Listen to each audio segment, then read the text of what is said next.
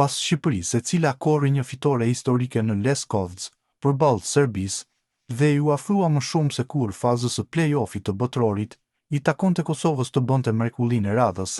Djemtë e trajnerit Franco Foda shkëlqyen edhe një herë përballë Suedisë së yjeve si Isak dhe Gyökeres, duke imposhtur me rezultatin 0-1 në sfidën e luajtur mbrëmjen e sotme në Göteborg, para mbi 30.000 tifozëve vendas dhe 10.000 shqiptarëve. Kosova doli fituese me golin e Fisnik Aslanit, shënuar në minutën e 32 të sfidës.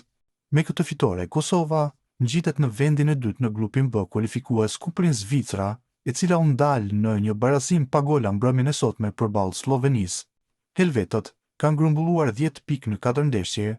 Kosova e vendit të dytë ka 7 pikë, 4 më shumë se Slovenia e vendit të tretë. Tabelën e mbyll Suedia, e cila ka zhgënjur tifozët e saj duke marrë vetëm një pikë në këtë fushatë eliminatoresh. Tashmë Kosova gjendet vetëm 3 pikë pas Zvicrës dhe 2 ndeshjet e fundit në grup janë pikërisht ndaj Slovenisë në transfert dhe e fundit në Prishtinë ndaj Zvicrës. Kapiteni i Serbisë, Aleksandar Mitrović, shpreson ende tek një vend në botrorin e vitit 2026, edhe pas humbjes me rezultatin 0-1 në Leskovac nga Shqipëria, në konferencën para ndeshjes kundër Andorrës, që do të luhet nesër në orën 20:45, Mitrović tha se shokët e tij te kontarja duhet të marrin mësim nga humbja kundër kuqezinjve. Është një rezultat i vështirë dhe i dhimbshëm, një periudhë e vështirë për të gjithë ekipin kombëtar. Pas një humbjeje të tillë, gjithmonë dëshiron që ndeshja tjetër të vijë sa më shpejt e jetë mundur. Kjo është një ndeshje e rëndësishme për ne.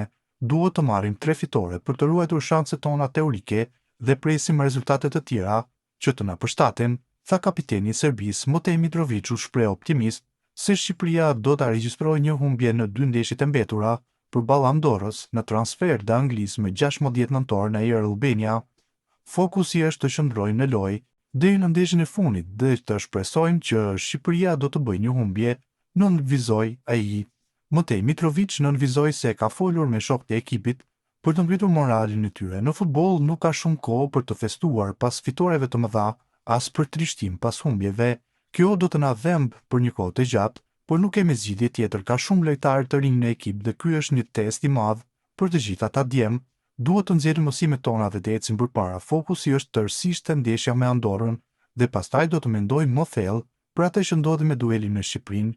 Në ndeshjen e së martës, futbollistët serb do të drejtohen nga Zoran Mirković, i cili u emërua trajneri i përkohshëm pas dorëheqjes së Dragan Stojković.